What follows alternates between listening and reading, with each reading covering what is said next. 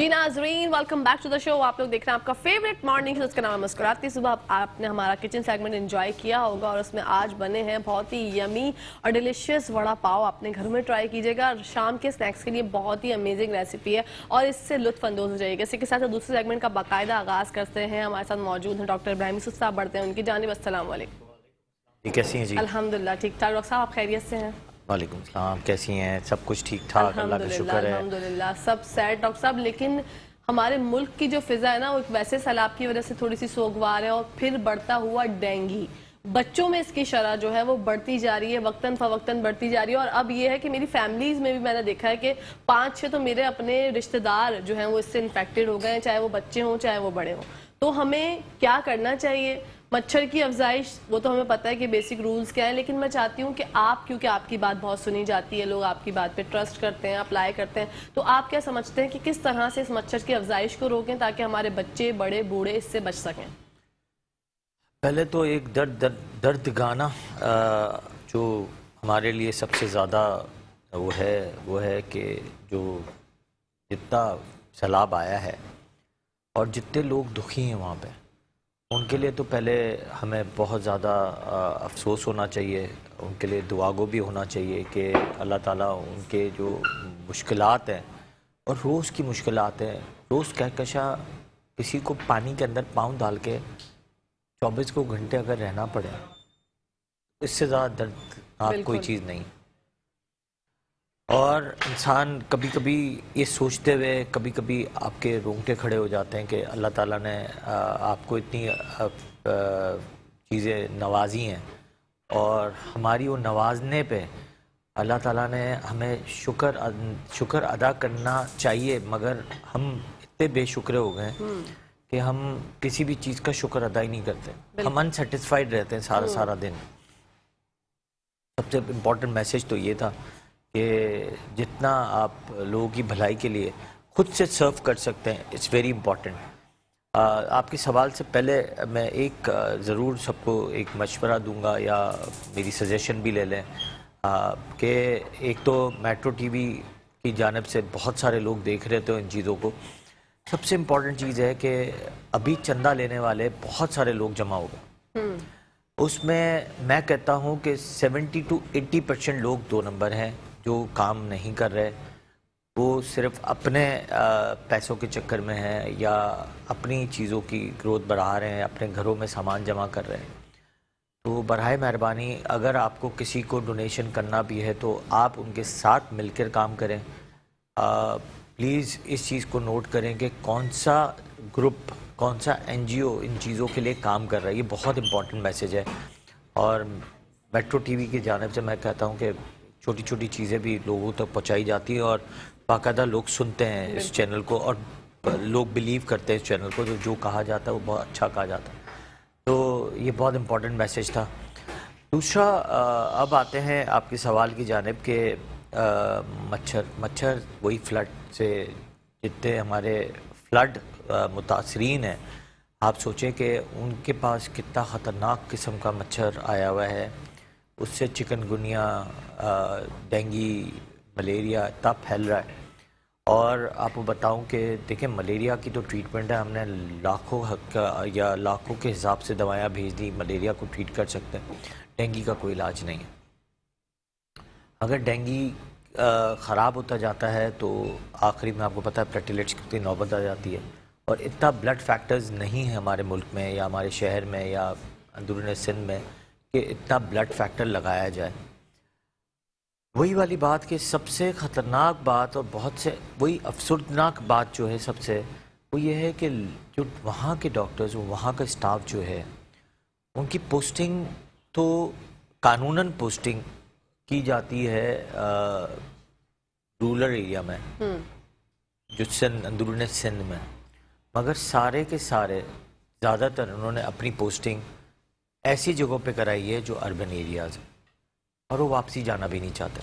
No doubt कई दफ़ा पढ़ा लिखा आदमी ऐसी जगह जाएगा तो उसकी वो पढ़ाई लिखाई भी ज़ाया होती है।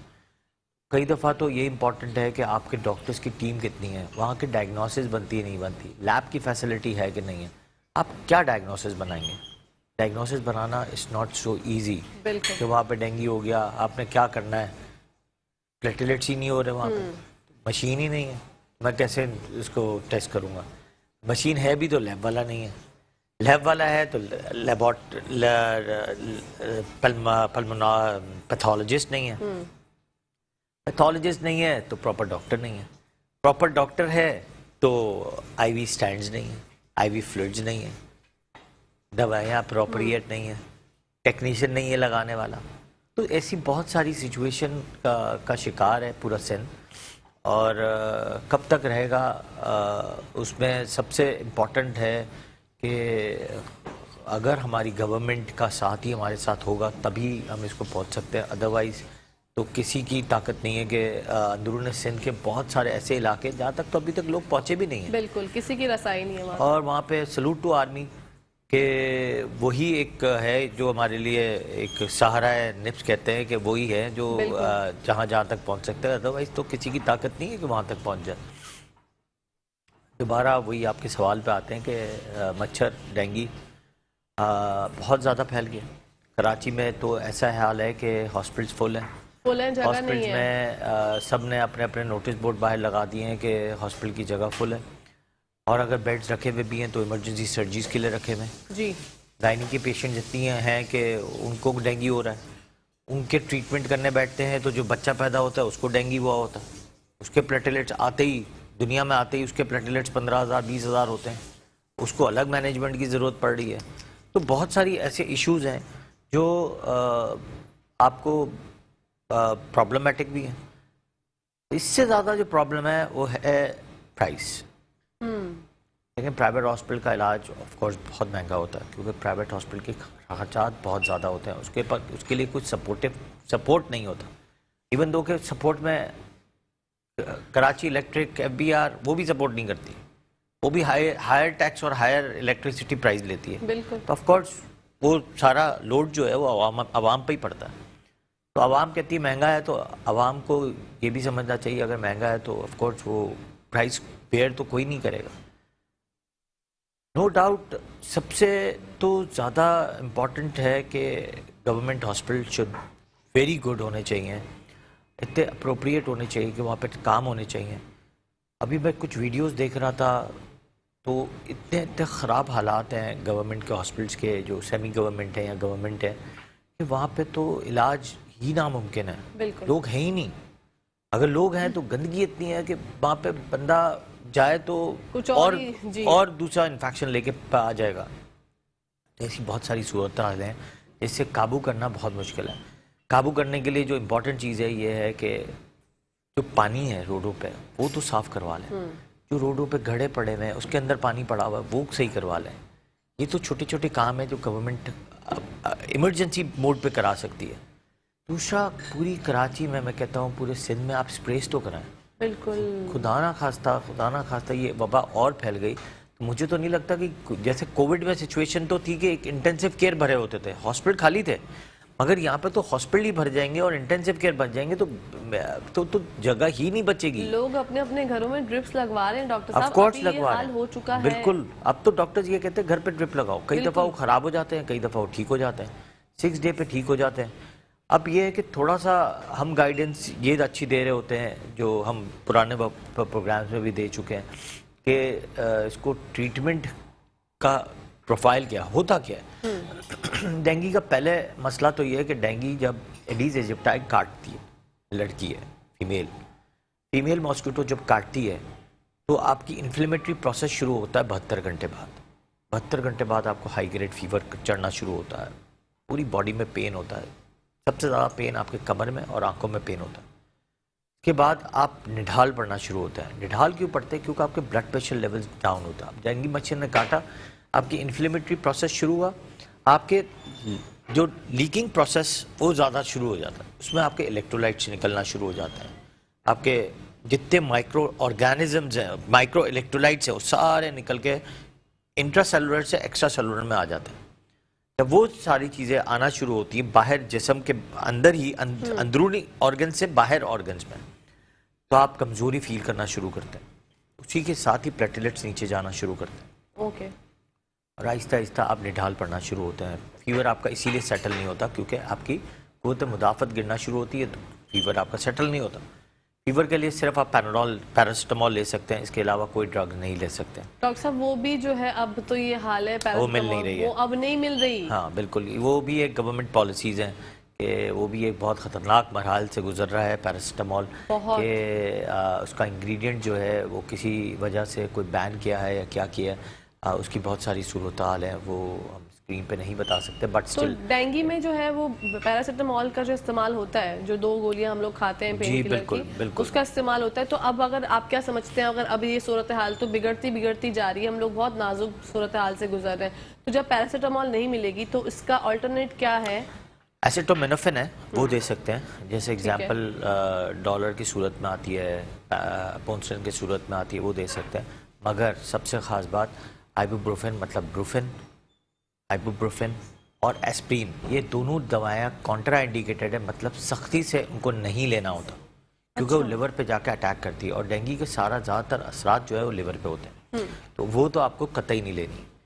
سب سے زیادہ امپورٹنٹ چیز یہ ہے کہ آپ کو جب بھی اثرات ہو آپ کو پیراسیٹامول لینا ہے, ساتھ میں جو ہے آپ کو اسٹارٹ کرنا ہے لیکوڈ فلوئڈز لینے بہت زیادہ.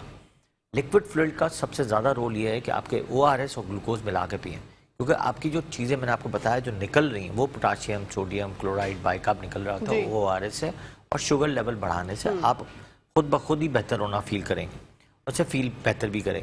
ایک احتیاطاً ملٹی وٹامن لے لیں, اس کے علاوہ کچھ لینے کی ضرورت نہیں ہے. لوگ کہتے ہیں کہ پپیتے کے پتے کے جوس پی لیں یا جو بھی XYZ ہوم ریمیڈیز ہے.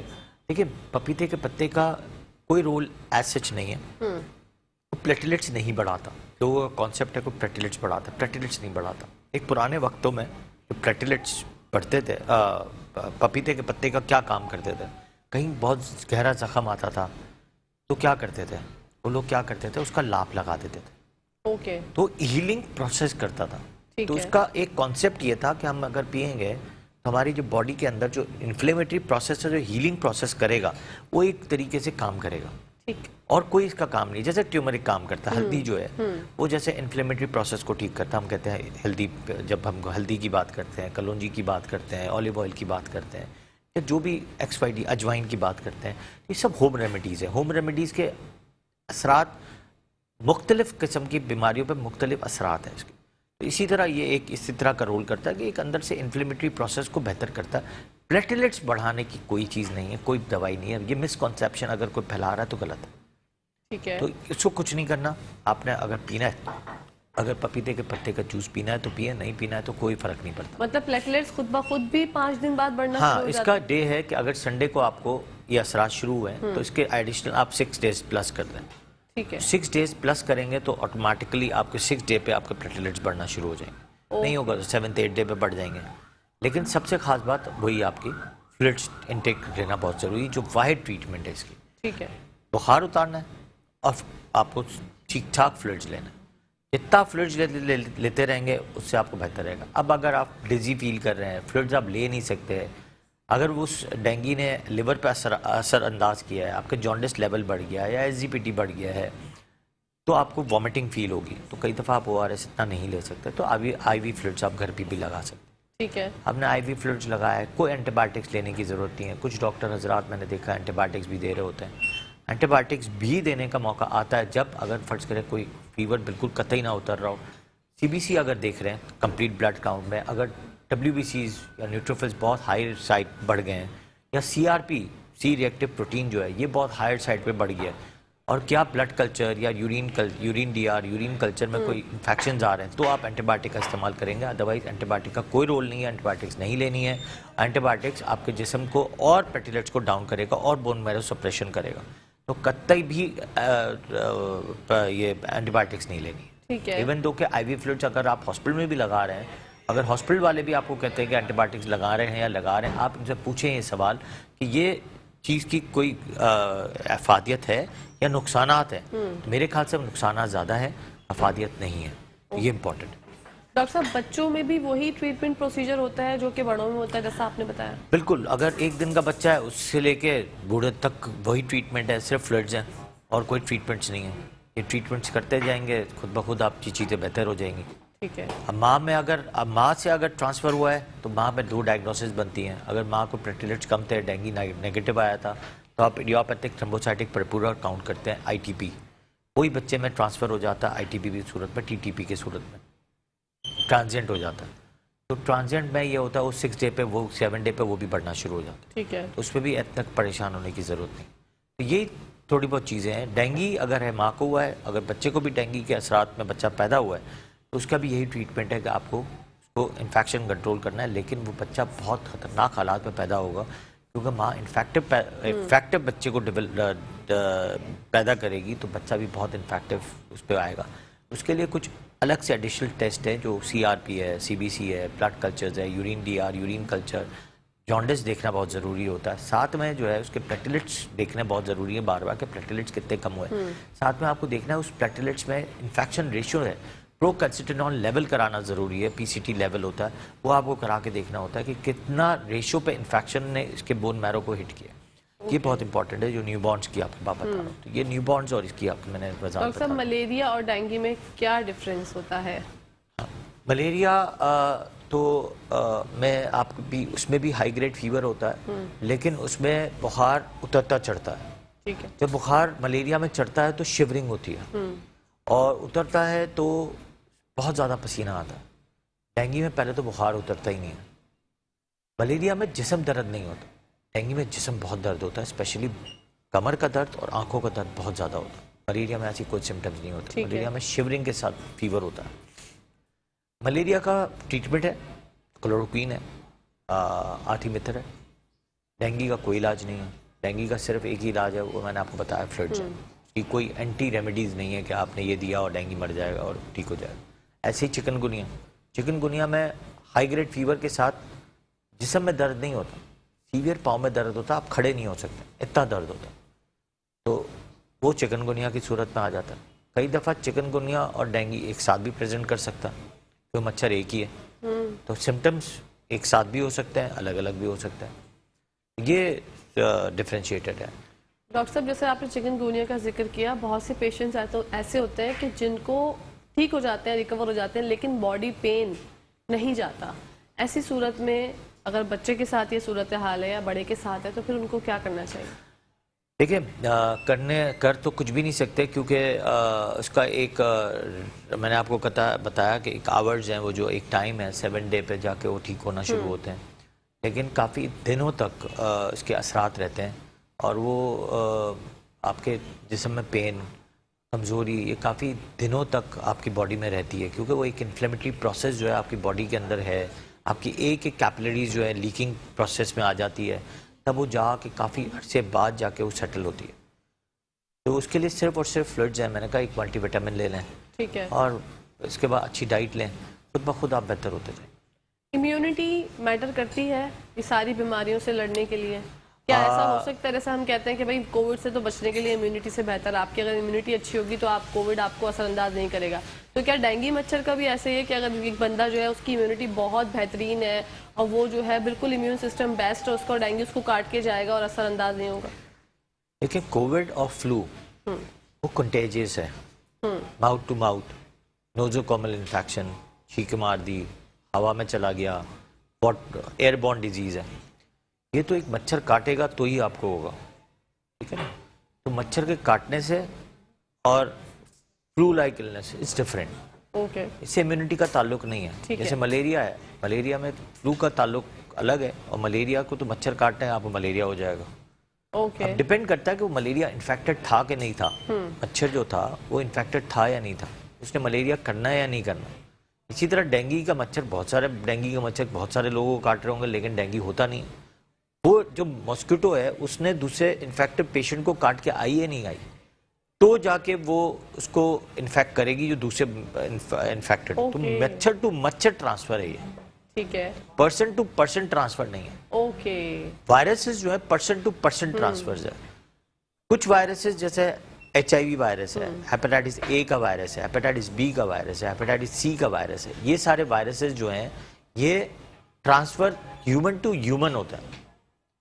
کووڈ کا ٹرانسفر جو ہوتا تھا وہ برڈ میمل سے ہوا, ساتھ میں جو ہے پھر ہیومن ٹو ہیومن ہونا شروع ہو گیا. جی ہوا میمل سے اور پھر میملز میں ہی ہماری کیٹیگری ہیومنز میں آتی ہے تو ہیومن ٹو ہیومن ٹرانسفر ہو گیا. اس سے امیونٹی کا تعلق یہ تھا کہ میری زیادہ امیونٹی ہے تو میں کم بیمار ہوا, آپ کی کم ہے تو آپ آئی سی یو میں پہنچ گئے.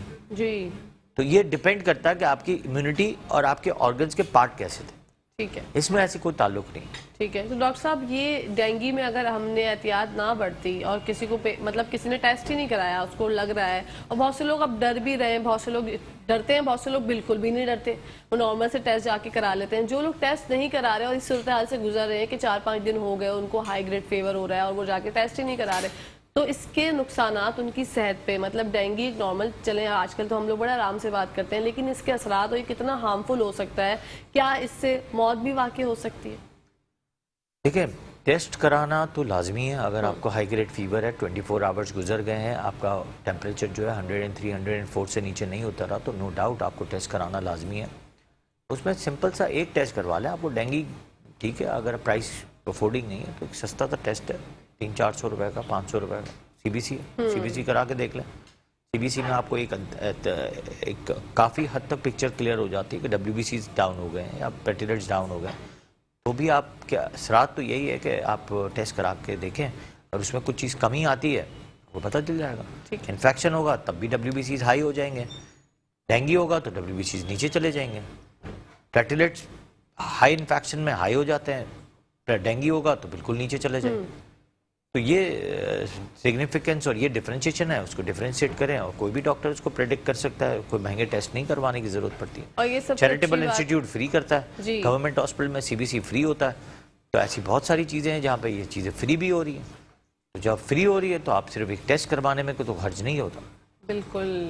لیکن اگر آپ نے احتیاط نہ برتی اور آپ نے جو ہے اس چیز کو جانے دیا کہ ہاں بھائی ٹھیک ہے میں ٹھیک ہو جاؤں گا, دو گولیاں کھا کے پین کلر کی اپنے آپ کو سیٹ کرنے کی کوشش کی, اور چیزیں جو ہے پہلے ایسا سنا تھا جب بالکل نیو ڈینگی آیا تھا کہ ریڈ کلر کے ریشز ہو جاتے ہیں, اسکن میں کوئی پرابلم ہو جاتی ہے, بلیڈنگ ہونے لگ جاتی ہے. وہ بالکل لاسٹ سٹیج میں ایسا ہوتا ہے اگر آپ نے کوئی مطلب طبیعت اپنی سیٹ نہ کی تو؟ اس کے دو آپ نے ایک سوال میں دو سوال کیے. ایک تو ڈینگی ریش کی بات کی آپ نے, اور ایک ہیمریجک ریش کی بات کی. ایک ریش الرجک ریش ہے جس کو کہتے ہیں ڈینگی ریش, وہ ہوتا ہے. جیسے میں نے کہا آپ کو کہا کہ کمر کا درد, آنکھوں کا درد ہے, تو ملیریا سے یہ بھی ڈفرینشیٹ ہوتا ہے کہ پوری باڈی ریڈ ہو جاتی ہے, ریڈ ریشز پڑ جاتے ہیں, اس کو کہتے ہیں ڈینگی ریش. اس کے لیے کچھ الرجی لوشنز آتے ہیں وہ آپ لگائیں, اس سے ڈینگی ریش کافی حد تک غائب ہو جاتا ہے. ٹریٹمنٹ اور کچھ نہیں ہے, زیادہ لینا ہو تو ایک اینٹی الرجی لے سکتے ہیں, بہت سادی سی, جو لیور کو افیکٹ نہ کرے. Secondly haemorrhagic fever. Haemorrhagic fever ہمیشہ سیکنڈری ڈینگی جو ہوتا ہے جب دوسری دفعہ ہوتا ہے یا تیسری دفعہ ہوتا ہے, جس میں آئی جی جی لیول بڑھا ہوا ہو. اگر وہ ہو گیا, وہ آئی جی جی لیول اور آئی جی ایم لیول بڑھ گیا, اور آپ کے پلیٹلیٹس کاؤنٹ بہت تیزی میں نیچے جاتے رہے, اور اس میں آپ کے اسائٹیز بڑھ گیا, پیٹ کے اندر پانی آ گیا, یا پھیپڑوں میں پانی آنا شروع ہو جائے, یا آپ کا بلڈ پریشر کسی بھی صورت میں مینٹین نہیں ہو رہا ہو, تب اٹس ویری ڈینجرس. تو آپ جو کہہ رہی ہیں کہ ڈینجرس سچویشن بنتی جب ہے جب انسان خود اپنا ٹیک کیئر نہیں کرتا. تو ٹیک کیئر کرنا بہت ضروری ہوتا ہے, اپنا خیال رکھنا ضروری ہے. پہلا خیال تو یہ رکھنا ہے کہ اگر اس موسم میں ہے تو پہلے تو آپ اپنا ٹیک کیئر یہ کریں کہ ارد گرد کے ایٹماسفیئر میں اسپریز بہت امپورٹنٹ ہے. اگر آپ کہیں باہر بیٹھ بھی رہے ہیں تو آپ لائٹ کپڑے پہن کے بیٹھیں, موزے پہن کے بیٹھیں, اور اگر ہاتھ میں ہے تو ہاتھ میں آپ نے اپنے جو ریپلنٹ وہ آ رہے ہیں آج کل تو بہت سستے بھی ہو گئے, لوگوں نے اپنے ڈیلز بھی لگا دی ہیں. اب وہ کتنے افادیت والے ہیں ان مجھے نہیں پتا, بٹ اسٹل میں نے ایڈز دیکھی ہیں کہ کافی حد تک انہوں نے اپنے ریٹس کم کیے. اچھا, لیبارٹری والوں نے بھی اپنے سارے ریٹس کم کر دیے. یہ خوشخبری کی بات ہے کیونکہ ہیلتھ کمیشن نے کہا ہے کہ everybody has to decrease the rate of every test. جو بھی ڈینگی کے جو ٹیسٹ ہیں, سی بی سی ہے, ڈینگی ہے, ان کے ٹیسٹ انہوں نے کافی حد تک ہیلتھ کمیشن کو سلوٹ ہونا چاہیے کہ انہوں نے بہت اچھا کام کیا ہے, اور اس سے لوگوں کو بہت زیادہ فائدہ ملے گا. کیونکہ ڈینگی کی کٹ واز ویری ایکسپینسو, اور ابھی بھی ایکسپینسو ہے, وہ تو کاسٹ بھی کور نہیں کرے گی, اتنا انہوں نے ریٹ کم کر دیا. بٹ اسٹل ان کا ایک ہے کہ انہوں نے جو اچھا کام کرنا ہے وہ کر لیا کہ ڈینگی کے اس کے ریٹ کم کیے. Very good. چلیں, اب اگر آپ باہر بیٹھے ہیں تو آپ نے ایک تو باہر بیٹھے نہیں, جہاں پانی جہاں پہ جمع ہے وہاں تو بالکل نہ بیٹھے. اگر آپ پہ بہت اچھا وہ ہے کچھ نہ کریں. ایک جب بھی باہر بیٹھیں صدقہ جاریہ کر لیں, ایک چھوٹی سی بوٹل لیں مچھر مارنے والی اور وہ پوری اسپرے کر دیں. بالکل. اگر آپ کو روز باہر بیٹھنے کا شوق ہے تو ایک آپ نے بڑی بوٹل لے لی, کہیں بھی دکانوں پہ جا کے وہاں سے وہ پانی میں ڈال دیا یا ڈیزل میں ڈال کے جہاں بیٹھے ہوں وہاں پہ نیچے نیچے اسپریز کر دیں. تو یہ صدقہ جاریہ بھی ہے کہ لوگوں کو بھی اویئرنیس ہونی چاہیے. کچرا نہ پھینکیں, کچرے کے ساتھ جو پانی کے اندر جو کچرا ہوتا ہے اس میں نہ پھینکیں, بالکل. جہاں پانی جمع ہے اس کو خالی کر لیں. تو یہ چھوٹی چھوٹی چیزیں ہیں. اب یہ اویئرنیس لوگ بھی تو دیں نا, یعنی مطلب یہ بھی بہت امپورٹنٹ ہے. ہر جگہ گورنمنٹ نہیں پہنچ سکتے, ہم ہر چیز میں گورنمنٹ کو الزام نہیں دے سکتے. ہماری پبلک بھی جو ہے وہ کچھ کم نہیں ہے. جی جی ٹھیک ہے نا, تو وہ بھی کچرا جو ہے ایسے اٹھاتی ہے اور ایسے اٹھا کے ایسے پھینک دیتی ہے. اسٹل وہی دیکھا دیکھی سینہ بسینہ یہ ساری چیزیں ہو رہی ہوتی ہیں. دیکھے کہ خربوزے کو خربوزہ دیکھ کے رنگ پکڑ لیتا ہے, تو اسی طرح یہی ہو رہا ہے کہ خربوزے کو دیکھ کے خربوزہ رنگ پکڑ لیتا ہے. کہتا ہے یار اب صفائی کون کرتا ہی نہیں ہے تو ہم بھی کیوں کروائیں, بالکل ایسے ہم بھی کچرا کیوں نہ پھینک دیں. تو یہ ایک مینٹلٹی ہمارے ملک کے لوگوں کی ہو گئی ہے اور اچھی تو نہیں ہے, کیونکہ ایجوکیشن لیول ہمارا اس میں دیکھا جائے تو ایجوکیشن لیول کا بہت بڑا ہاتھ ہے. ہمارے نیچے سے لے کے اوپر تک جتنے حضرات ہیں, ایجوکیشن لیول میں صرف ابا کا یاد کرنا از ناٹ امپورٹنٹ, ایتھکس بالکل اور بہت دوسری چیزیں ہیں جو سوشل ایکٹیویٹی ہے, مدد کرنا, یہ ساری چیزیں ہیں. یہ امپورٹنٹ ہے سکھانا, جو ہمارے کوئی بھی اسکول میں لرننگ بات ہی نہیں ہوتی نا ڈاکٹر صاحب, اور بات سے بات ابھی نکلتی رہے گی, ابھی بہت ٹائم باقی ہے. ناظرین یہاں پر بریک کا ٹائم آ گیا ہے, تو آپ کہیں جائے گا میں دیکھتے رہی مسکراتی صبح.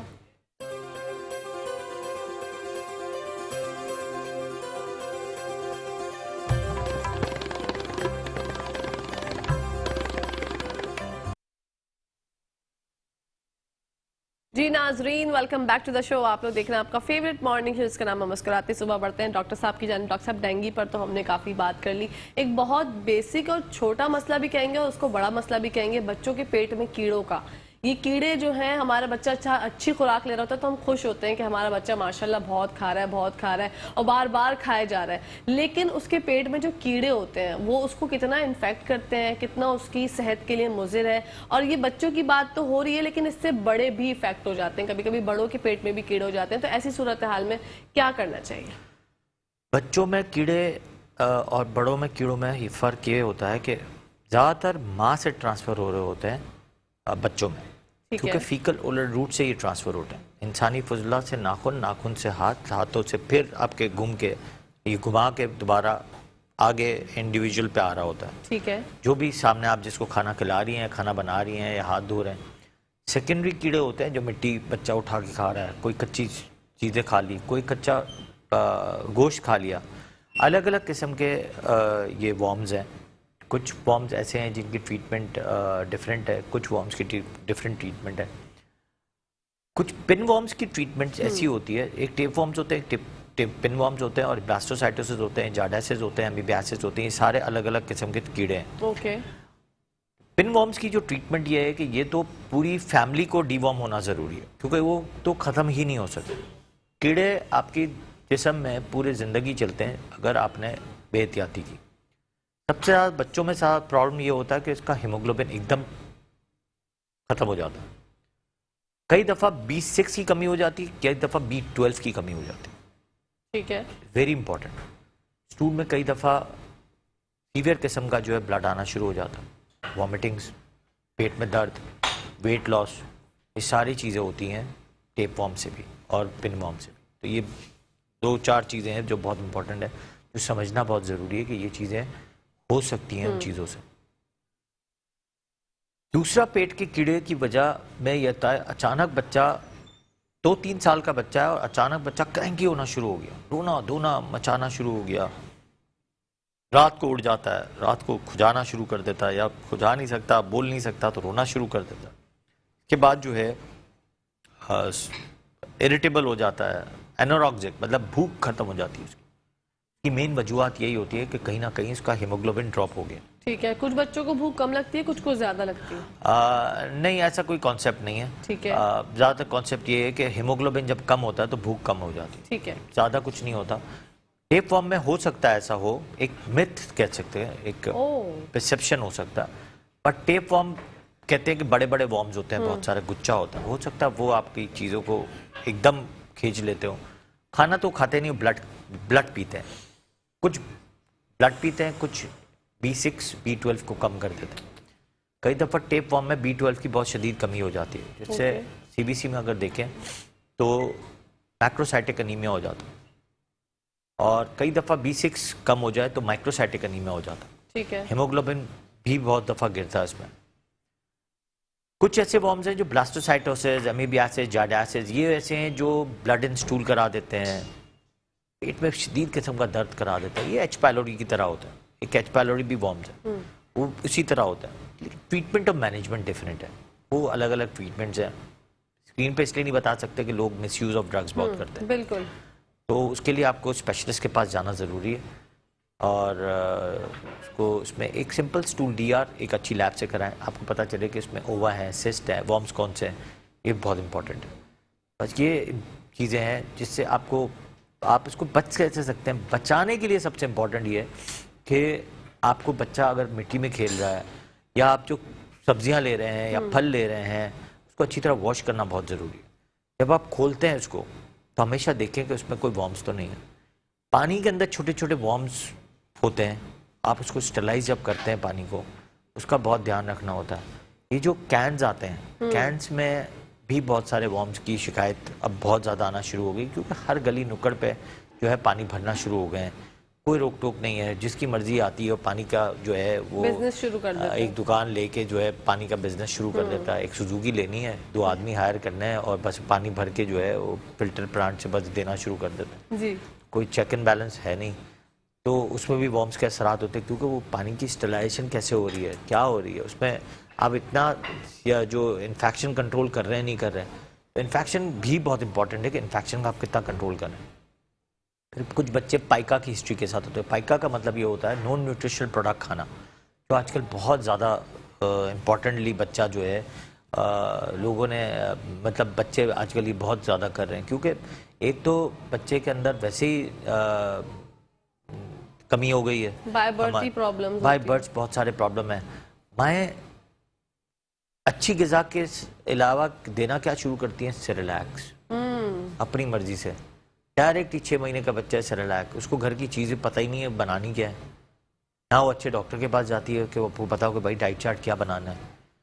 फिर थोड़ा सा बड़ा बच्चा होता है तो नूडल्स, जी, वो नूडल्स पे पड़ रहा है। तो जब ये चीज़ें जब पल रही होती हैं तो आप ये सोचें कि आपका बच्चा की एनर्जी लेवल, न्यूट्रिशन लेवल कहाँ पहुँचेगी। एग्जैक्टली। जब पहुँचेगी नहीं तो आप कहाँ, मतलब कैसे आप उसको ट्रीट करेंगे, तो ट्रीट तो कर ही नहीं सकते। ये बहुत सारी चीज़ें हैं जिसको पहले तो प्रोटेक्शन एंड प्रिवेंशन बहुत इंपॉर्टेंट है, बाद में दवाई की बात। बिल्कुल। तो डॉक्टर साहब हमारे यहाँ पर ये जो कीड़ों का मसला है, ये जो डिवॉर्म करने का आपने बात बताई, इंसेक्ट्स, पेट के जो कीड़े होते हैं, ये बात तो बहुत आसानी से कर दी जाती है, लेकिन ये बहुत बड़ा मसला है। कोर्स ये मसला छोटा नहीं है, बात की भी जाती है इस पर। पाकिस्तान पीडियाट्रिक एसोसिएशन ने बहुत जिद्दोजहद के बाद एवरी 6 मंथ्स बाद एक स्कूल्स में कोर्स कराने की बात की, और वो कामयाब भी हुई। लेकिन नाकामयाब कराने वाले भी बहुत सारे लोग थे कि ये पता नहीं क्या मेडिसिन है, क्यों दे रहे हैं, उनमें क्या चाल है। मतलब हर चीज़ में हमारे मुल्क में जितना पंगा है और किसी में शक व शुबात बहुत करते हैं, शक व शुबात करते हैं, सवालात बहुत हैं। अगर आपको ऐसे हैं तो हेल्पलाइन पर आप फ़ोन करें, आप पूछें भाई ये स्कूल में आ रहे हैं तो क्यों आ रहे हैं, किस लिए आ रहे हैं। स्कूल्स की मैनेजमेंट से आप प्रॉपर तरीके से पहले गाइडेंस लें। अब अगर फ़र्ज़ करें एक लेटर गया है घर पे, तो उन्होंने देखा ही नहीं पेरेंट्स ने, जिस दिन स्कूल में टैबलेट पिलाने की बारी आई तो पता चला भाई उस दिन तो माँ बाप क्यों बुला रहे हैं, किस लिए बुला रहे हैं। भाई आप पहले आके मैनेजमेंट से बात करें क्या हुआ है। पाकिस्तान पीडियाट्रिक एसोसिएशन ने इतनी जिद्दोजहद की है, हमारी जो वैक्सीन्स जो एसोसिएशन है, जो EPI कहते हैं, उनके साथ मिल के हमने इतनी उसको प्रोडक्ट को कामयाब कराने की कोशिश की कि डीवॉर्मिंग सबसे ज़्यादा हो। क्योंकि डीवॉर्मिंग जब तक नहीं होगी हमारे मुल्क में अच्छे निगहदाश्त नहीं हो सकता। बिल्कुल, बच्चों को अच्छी नशोनुमा नहीं मिलेगी, बच्चे पनपेंगे नहीं, बड़े नहीं होंगे, क्योंकि हमारे बच्चे ही तो हमारा सरमाया, हमारा मुस्तकबिल है। बिल्कुल। تو یہ تو بڑی ایک اہم چیز ہے. اور بچہ جب زیادہ جیسے یہ جو مٹی کھانے لگ جاتے ہیں, لوگوں کو پتہ چل جاتا ہے, اپنے آپ خود سے میڈیکل سٹور جا کر جو ہے وہ یہ ڈی وارم کی ٹیبلیٹس یا بچے کے لیے کوئی وہ جو لیکوڈ سیرپ ٹائپ کا کچھ ہوتا ہے وہ لے کے آنا اور بچے کو پلا دینا, کیونکہ میں نے سنا ہے کہ اس کے لیور پہ جو ہے اثرات ہوتے ہیں اگر آپ نے کوئی غلط چیز پلا دی بچے آف کو. کورس تو وہی سیلف میڈیکیشن والی بات آ گئی ڈاکٹر آف صاحب. کورس نام اسی لیے ہم نہیں بتاتے ہیں کہ چیزیں بہت زیادہ جو ہے فارمیسیز والے بہت زیادہ خراب کرتے ہیں, کیونکہ فارمیسیز والوں کی جو اسٹڈیز ہیں وہ تو ہوتی ہے صرف میٹرک, جی بن ہو جاتا پی ایچ ڈی ڈاکٹر. یہ بہت امپورٹنٹ ہے. اور ساتھ میں ایک الفاظ بھی زیادہ تر بولتا ہے کہ ڈاکٹر کے پاس جانے کی ضرورت نہیں, دوائی دیں ٹھیک ہو جائے گا. تو یہ بہت امپورٹنٹ ہے کہ اب شعور آ جانا چاہیے. دس از 2022, بالکل اس میں شعور آ جانا چاہیے کہ کون سی دوائی یوز کرنی ہے, کون سی دوائی یوز نہیں کرنی ہے.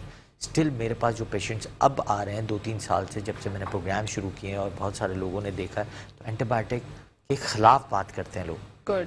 لوگ جا کے ڈائریکٹلی پرچیز نہیں کرتے. اب خلاف بات کرنا شروع ہے کہ نہیں ہمیں اینٹی بایوٹک نہیں دینی ہے. کیوں دینی ہے؟ ڈاکٹر سے سوال کرتے ہیں کیوں دے رہے ہیں, کیا ایسی آپ نے ڈائگنوسس بنائی کہ آپ نے دے دی. لیکن اسٹل ابھی بھی ہمارے ڈاکٹرز حضرات یا کویکس حضرات یا ایسے جو ڈاکٹرز بیٹھے ہوئے ہیں جن کی تعلیم اتنی گرو اپ نہیں ہے, وہ ابھی بھی 2 اینٹی بایوٹکس ایک ساتھ ایک ہی پرچے پہ لکھ دیتے ہیں. 3 دن ایک اینٹی بایوٹک دی, سیم جو اینٹی بایوٹک دوسری اینٹی بایوٹک 3 دن بعد وہی اینٹی بایوٹک دے دی دوبارہ ڈبل ڈوز میں. مطلب یہ بھی نہیں دیکھتے کہ کیوں دے رہے ہیں, کس لیے دے رہے ہیں. آپ نے انویسٹیگیشن نہیں کرائی. کئی دفعہ میرے پاس ایک پیشنٹ آیا 15 دن کا فیور, 1 مہینے کا فیور. میں نے کہا ٹیسٹ کرا, نہیں ٹیسٹ تو ہم نے کسی ڈاکٹر نے بھی پرسکرائب نہیں کیا. آپ تو پہلے ہیں جو ٹیسٹ پرسکرائب کر رہے ہیں. ٹیسٹ میں دیکھو تو پتہ نہیں کیا کیا آ رہا ہوتا ہے, کیا کیا چیزیں خراب ہوئی بھی ہوتی ہیں. پھر جا کے وہ آہستہ آہستہ جا کے چیزیں ٹھیک ہوتی ہیں. تو اسٹل یہی بہت سارے مسئلے ہیں. مطلب ڈاکٹر صاحب ہم چیزیں خراب تو کر لیتے ہیں, لیکن جب وہ خراب ہو جاتی ہیں اس کو صحیح کرنے کی ہمیں جلدی بہت ہوتی ہے. Of course. تو بس یہ امپورٹنٹ ہے کہ آپ کو یہ سمجھنا ہے کہ اینٹی بایوٹکس تو سے کہتے ہیں نا, سے نو ٹو اینٹی بایوٹکس, یہ بہت امپورٹنٹ ہے. Big no. یہ تو آپ کرپشن میں لے لیں کہ یہ نہیں اینٹی بایوٹکس نہیں لینی آپ کی باڈی میں, کیونکہ جو پچھلے سالوں میں ہم نے X D R typhoid, X D R infections, X D R U T Is, urine میں جو انفیکشن, ایکس ڈی آر مطلب ملٹی ڈرگ ریلیٹڈ جو انفیکشنز آئے ہیں, اس میں سب سے خاص بات یہ تھی کہ کوئی ڈرگ کام ہی نہیں کر رہی تھی. تو اتنا بچے نے, جو بچے چھوٹے بچے سے لے کے بڑے بچوں تک اتنی اینٹی بایوٹکس لے چکے ہوتے ہیں, وہ کام ہی نہیں کر رہی ہوتی. جب وہ کام نہیں کرتی ہے تو ہم جب ٹیسٹ کرا رہے ہوتے ہیں تو وہ امیون سپریسنٹ ہو جاتی ہے. اس کے بعد اتنا ڈرگ ریزسٹنٹ ہوتا ہے کہ وہ کام ہی نہیں کرتی چیزیں, تو ہم کیسے اس کو ٹریٹ کریں پھر. بالکل. اور امیونٹی کو بہتر بنانے کے لیے, اپنے بچوں کو ایک اچھی غذا دینے کے لیے کیا کیا چیزیں ضروری ہے؟ جیسے پہلے تو گو فار گرین. ہمیشہ یاد رکھیں کہ جتنا اچھا ویجیٹیبلز بچہ کھائے گا, آرگینک کھائے گا, نو ڈاؤٹ اس سے اچھی کوئی چیز نہیں. ٹھیک ہے. دوسرا, اگر آپ کو پروٹینز الرجی نہیں ہے تو سب سے زیادہ چھوٹے بچے سے سٹارٹ کریں. دہی پلائیں, شہد پلائیں, تازہ شہد نکالیں, شہد پلائیں. یہ چھوٹی چھوٹی چیزیں ہیں جو آپ کی امیونٹی کو گرو اپ کرتی ہیں. ٹھیک ہے. پھر ساتھ میں پانی کا استعمال سب سے زیادہ کرنا چاہیے. ایکسرسائز کی روٹین بنا کے دینی چاہیے, ایکسرسائز روز کرنی ہے, تھوڑی سی کریں, 5 منٹ 10 منٹ, بٹ عادت ڈالیں, اپنی باڈی کو ہلانے کی عادت ڈالیں. اچھی نیند لیں, بہت امپورٹنٹ ہے. سوچیں, اچھا پازیٹیو سوچیں, لافٹر تھراپی کریں. یہ بہت ساری چیزیں, چھوٹی چھوٹی چیزیں. دیکھیں چھوٹی چھوٹی چیزیں, چھوٹی چھوٹی چیزوں سے آپ پورا دن جو ہے ہیلدی رہتے ہیں. اس سے آپ کے مینٹل لیول بہت اسمارٹ رہتا ہے, آپ خوش رہتے ہیں, آپ کا کام اور اچھا رہتا ہے. بچے پڑھائی میں اچھے ہو سکتے ہیں.